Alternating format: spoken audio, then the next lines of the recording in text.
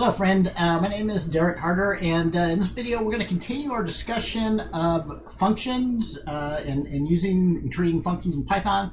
So in particular, this is kind of a important one of the videos here where we discuss functions. So we're a little bit past the introduction.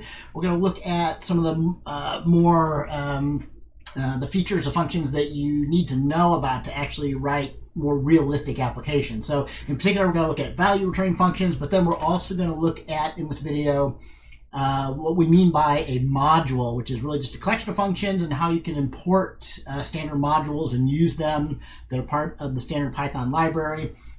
And we have a quick aside also about testing, about writing functions and then writing test functions. Okay, if you're ready, let's go ahead and get started then. So a value returning function is just a function that returns a value back to the caller. Kind of another thing that Python, as well as most other programming languages, provide libraries of pre-written functions. So the standard library for Python is particularly well thought of. It has lots of pre-written modules. So everything but the kitchen sink is sort of the model of Python. So we're going to look at Python modules and the standard Python library.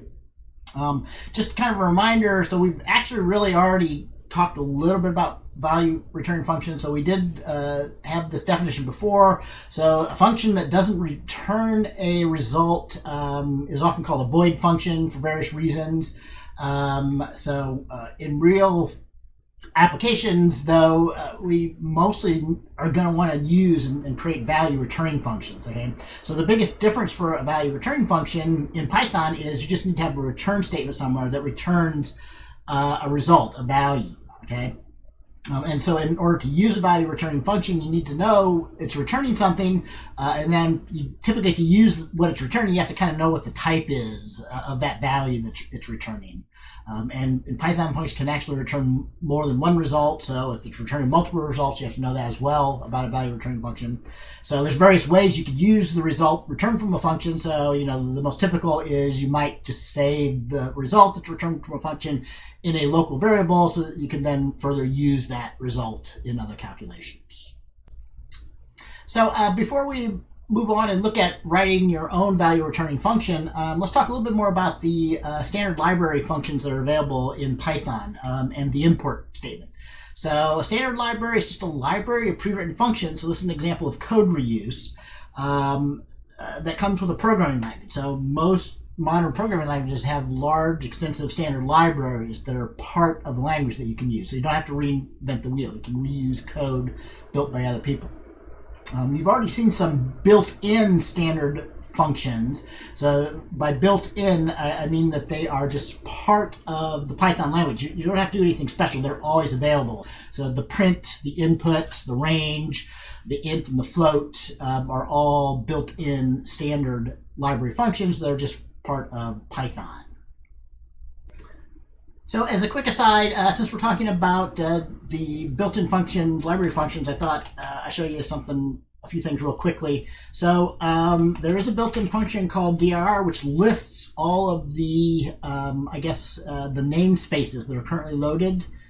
So I'm running Python interactively here. So really, the built-in functions are part of the built-ins namespace, but you don't have to do anything special like do an import. So everything in the built-ins just going to be part of your namespace. So you'll notice, we'll talk about it later, there's a bunch of stuff with an initial capital letter, but if you look down here with the things in the lowercase, you should find the ones that you're familiar with, like print, int, the input here, right? So some of these are most all these are built-in functions, and then there's others. Some of these are actually names of type, like list and tuple, things like that. And one other thing, so there's various ways to get at the Python documentation. So if you are running interactively, you can always use the help built-in and give it a name of a symbol or a module, and it should pull up the help for that function. So here I'm looking at the built-in int function here. Okay. So besides the built-ins, if you want to use any other function that's in a module or a standard Python library, you have to use an import statement. Okay, so once again, modules are collections of functions and they're collections of other things. And there's lots of them that are just part of the standard Python library, but you can also get more. You can install other modules and use them in Python.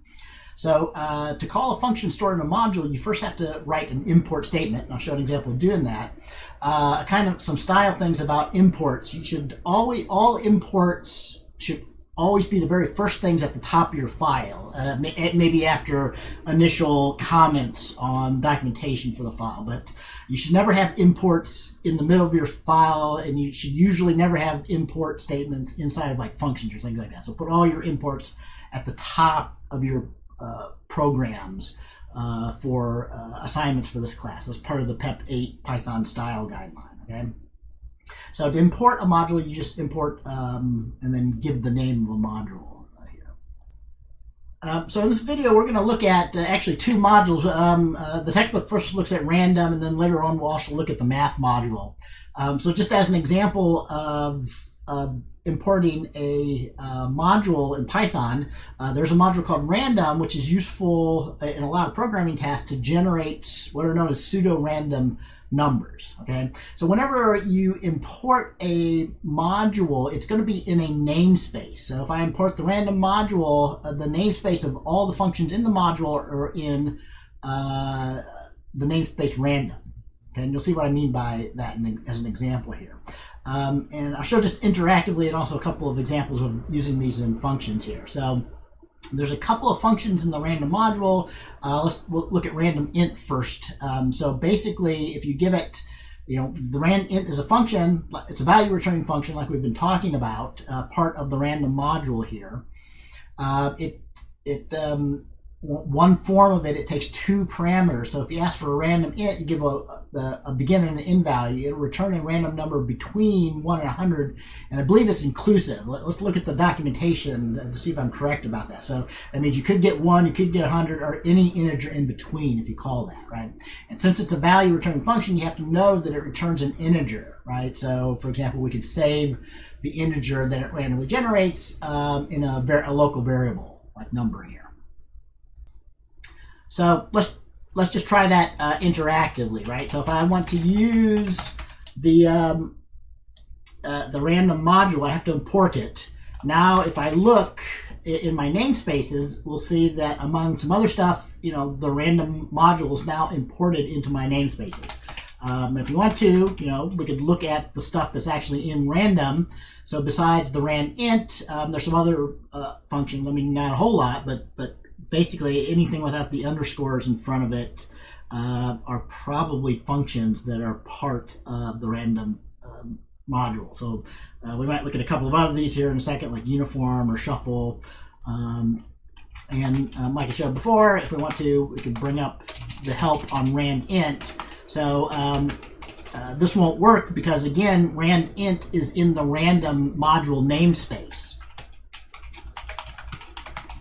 So I have to do like that, right? So everything in here, I first have to say, okay, I'm looking for something in the random namespace, and this particular function called rand int. Okay, so some modules have more helpful help information than others, but this does give you, it returns a random integer in the range from A to B, including both ends. So I was right about that it's inclusive. So if I ask for a random integer from 1 to 5, and I keep doing that, I should see sometimes I can get a 5, sometimes I can get a 1, right?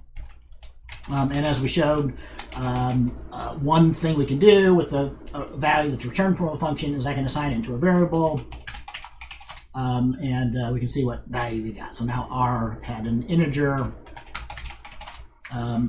assigned to it, that random integer that was generated by calling rand int. Okay, and just as a few more examples, maybe I'll show the other 3 or 4 functions in the random module that are discussed in our textbook. So random range is similar to the range function, but it returns a randomly selected integer from the resulting sequence. but it uses the same arguments as range. Okay?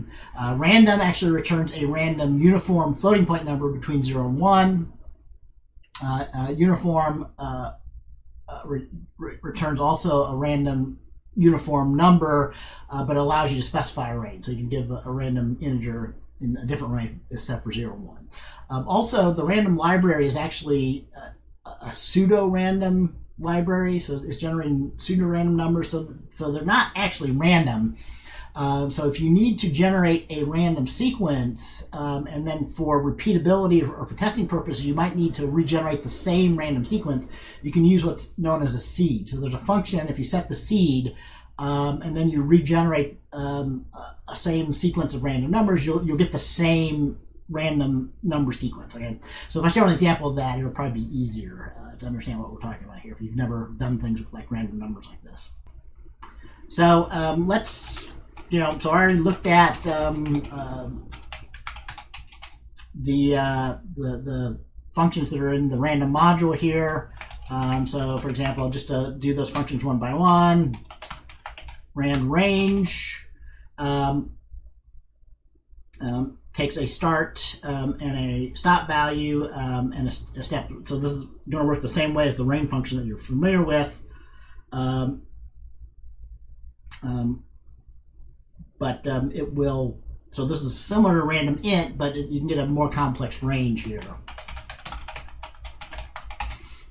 So like 5 to 10 with a step size of 3. So 5, 8, or 11 are the only possible values if we do from 5 to 12 with a step size of 3. So 5, 8, or 11. Okay. The random function doesn't take any parameters, and returns a value in the range from 0 to 1, not inclusive. So you can the highest value you can get is 0.99999 something, but you'll get some random floating point value.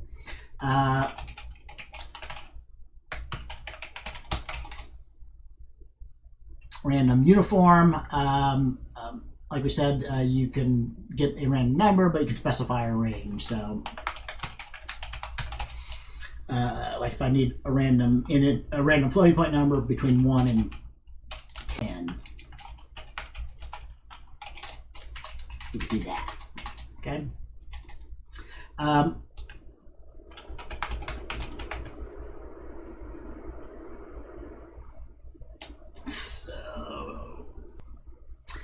So as a final example of the random seed, let's say you generate 10 random numbers. So I'll make a count controlled loop that loops 10 times and generate 10 random integers from somewhere between 1 and 10. Right? So each time I do this, I should get a different sequence. So that was 8, 3, 10, 8, 8, so on. Oops. So if we do it again, we get 6, 2, 1, 8, 7, 7. So the seed allows you to start from a known point. So if I reset the seed and generate a sequence, I should get the same 10 numbers if I use that same bit of code. So like if we do random seed equals 42, and I generate the sequence, I get the sequence 21544. So I get, these are pseudo-random numbers between 1 and 10, and I get the sequence of 10 pseudo-random numbers. So if I reset the seed to 42, I should regenerate the same sequence of 10 numbers if I'm calling the same random functions, right?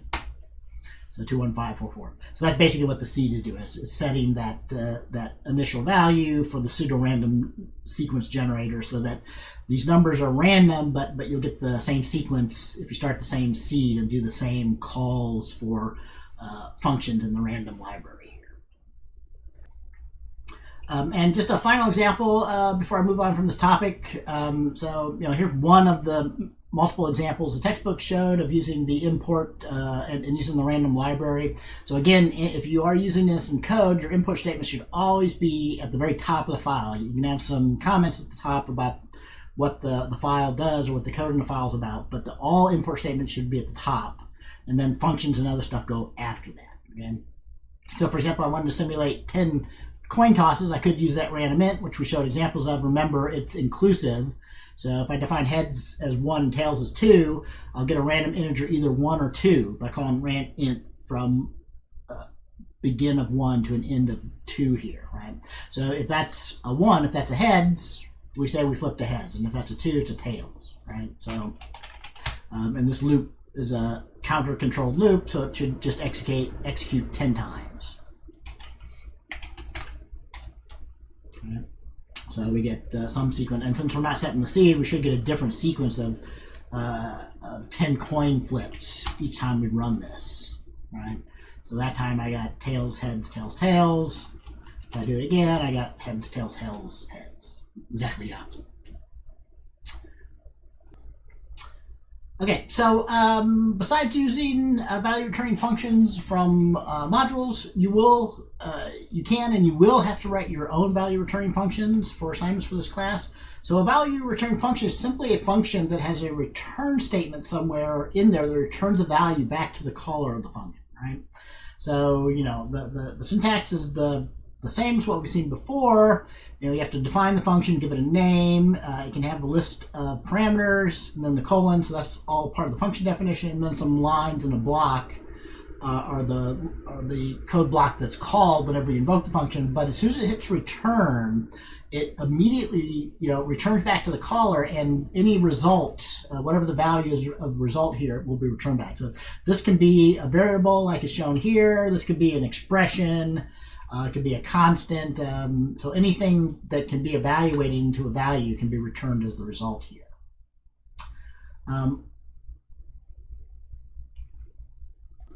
So a couple of advantages of value returning functions before we show some examples of them.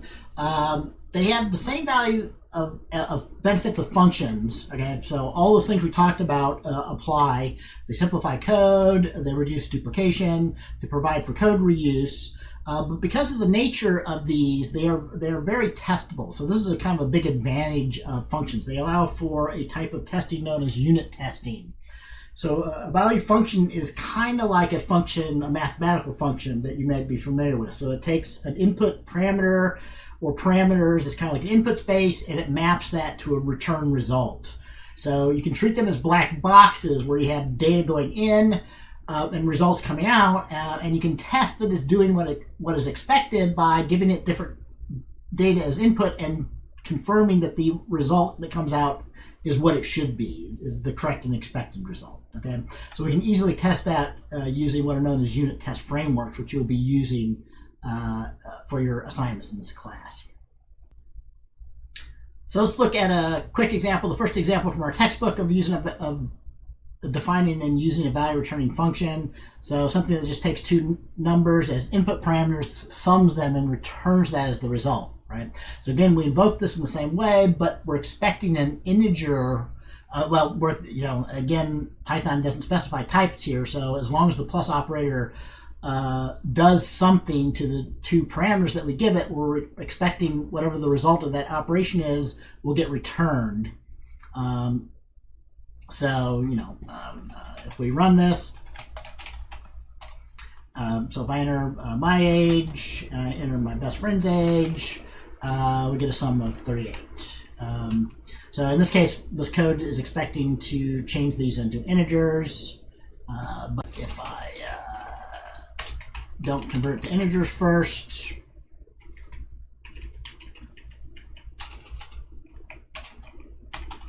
and we run it,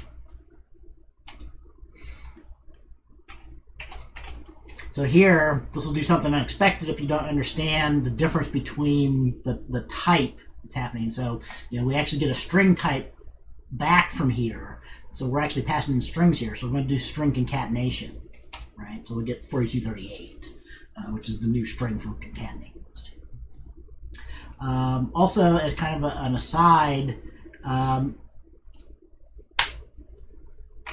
actually all functions in Python actually return something. If you don't have a return statement, it returns a special value called none. So there's not really a void function like in other programming languages that really don't return anything. you get like a none type.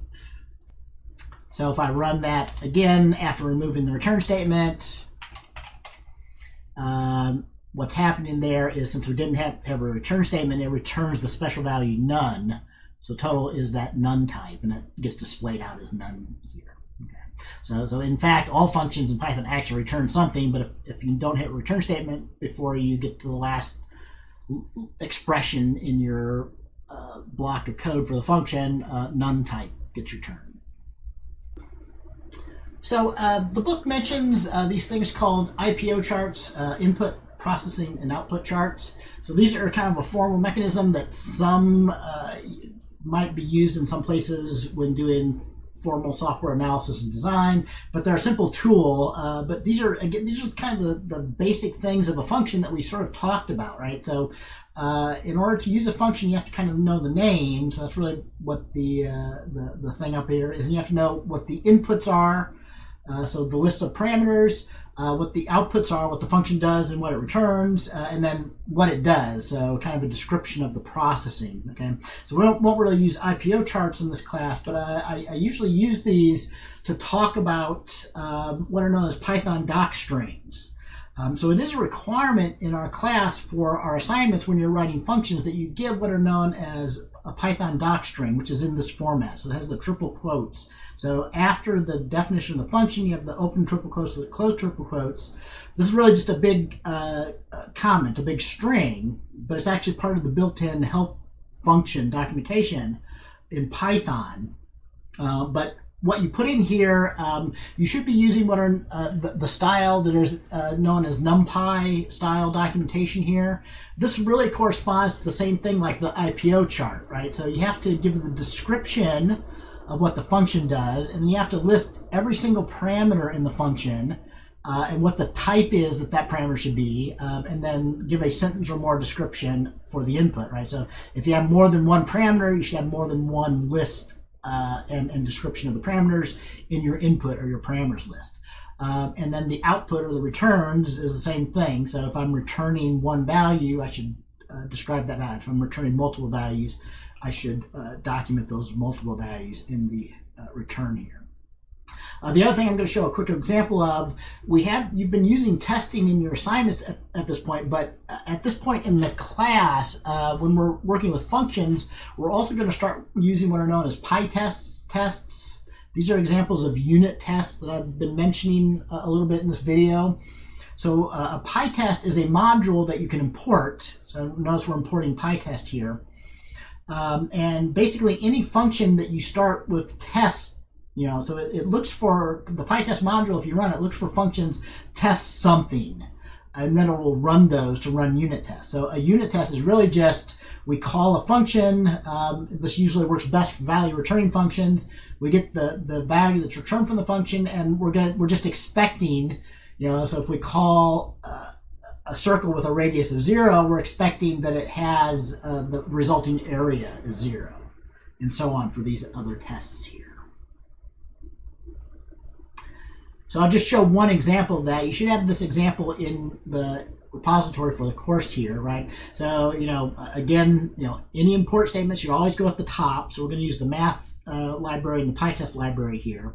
Value returning functions have return statements. These functions, we've given properly formatted Python docstrings for each of the functions. So describing the input, processing, and output for the area function, and the input, processing, and output for the circumference function.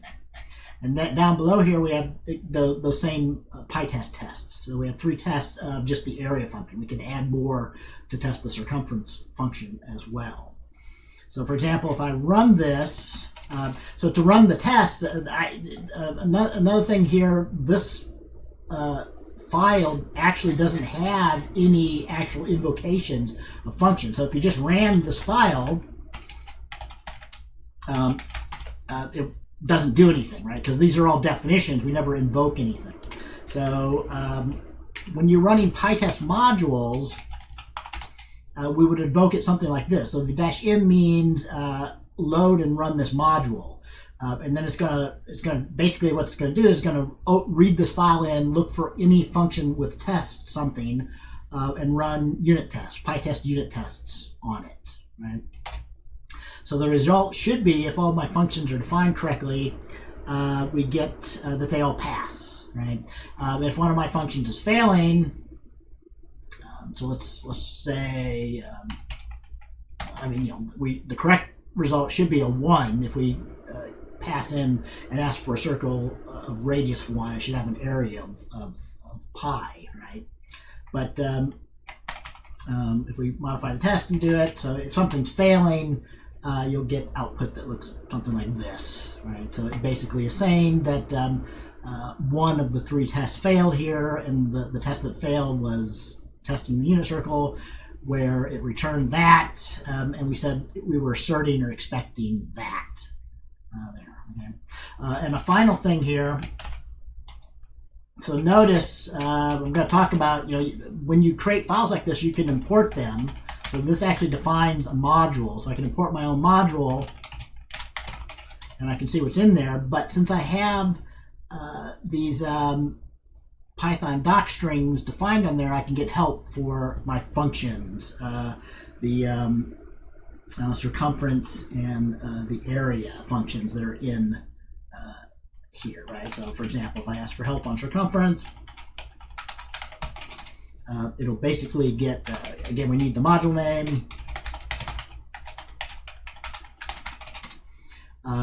Basically that's where this help is coming from. It's coming from Python docstrings for the module. So, and again, this is the standard format you should be using for the assignment functions that you write for this class. So you can return any type from a function. Pretty much I've only been showing returning integers or floats, so kind of numeric values. You can return strings. You could return more complex types like lists and dictionaries, which we really haven't talked about yet in this class. You can return Boolean. So returning a Boolean creates a Boolean function. So these can be useful. So I won't show an example of this, but in order to make your code more readable, like this example is showing here, so these Boolean functions are often used to test conditions and to make your code more readable. So like if we have input validation, we're kind of have a complex validation. So model numbers 100, 200, 300 are invalid in this case. So I could have just put this whole Boolean expression, in my while loop, but that would make it a bit complex and not as readable as this code here. So by pulling this out into a function to check whether a model number is valid or invalid, so there's only 2 results. It's either valid, so it's true that's valid, or it's false that's valid. It's reversed. So you have to be careful about that kind. So it's either true that's an invalid model, or it's false that's invalid. So it makes it very readable when we're doing our input validation here. So while the user is input an invalid model, we keep reprompting and trying to validate a model number until we get a valid one, right? And also you can return multiple values, as already hinted at.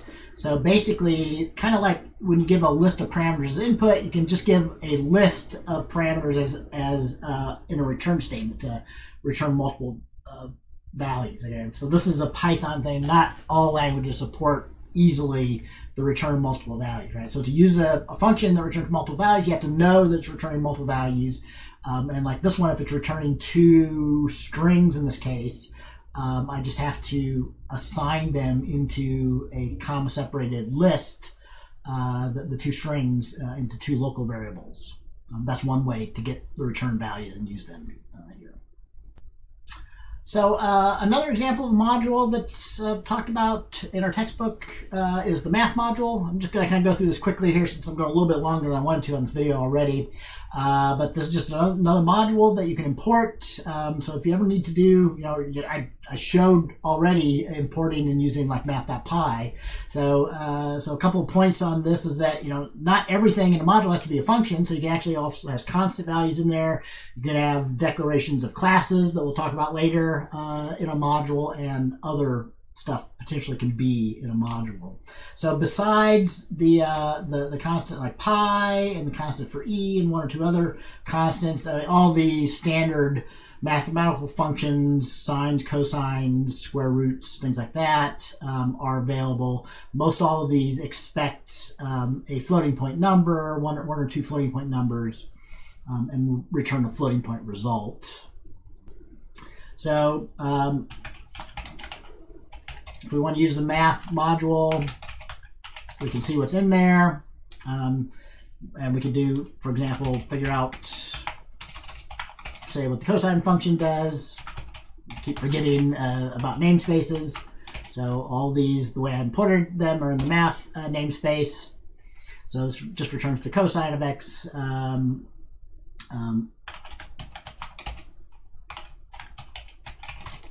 The value that you pass in there, right? And you know, so you can't tell, but I mean, some of these things aren't functions, but some of these are actually constants like e and pi. I can't remember if there's some other constants in there or not. So anytime you have a collection of functions inside of a file, it can actually work as a module. So you can create your own modules, like we were importing math and random. So Python module is really just a file that contains Python code. Later on, we might see you can actually collect multiple files into a single module namespace. But the simplest thing is just to have a single file that acts as a module namespace, like random, like math, or like the circle. So I'm just going to, I went over it kind of quickly, but really the circle.py file that I had acts as a module namespace. So a module defined namespace, but this is the beginning of modularization. So breaking up your code into related pieces or related collections of functions and classes and other things. So I mean, there's only a couple of rules. It has to be a Python file, so .py in order to be importable, and you can't use keywords for module names. So you can't use like def or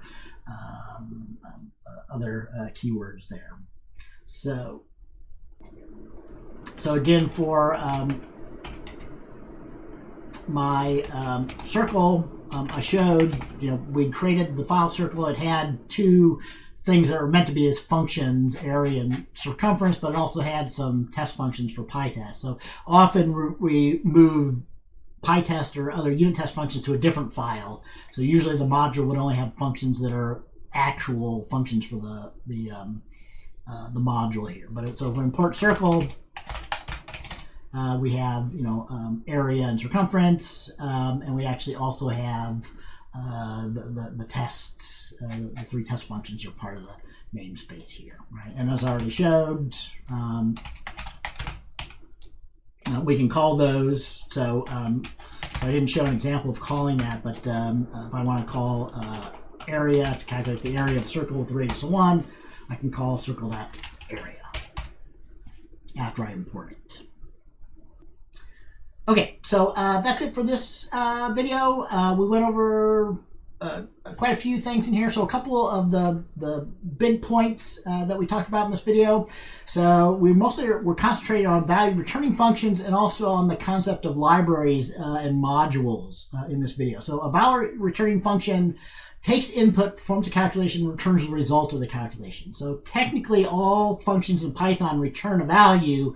If you don't specify something, it returns a special none value, right? So they're not really void functions, but but if you need to return an explicit value, just use a return statement. And then files act as modules. And so the Python library contains a large and useful standard library. You can import, so most of those stuffs aren't built in. If you need to use something like in a module like the math library module or the random library module, or there's literally hundreds of others, you need to use an import statement, right?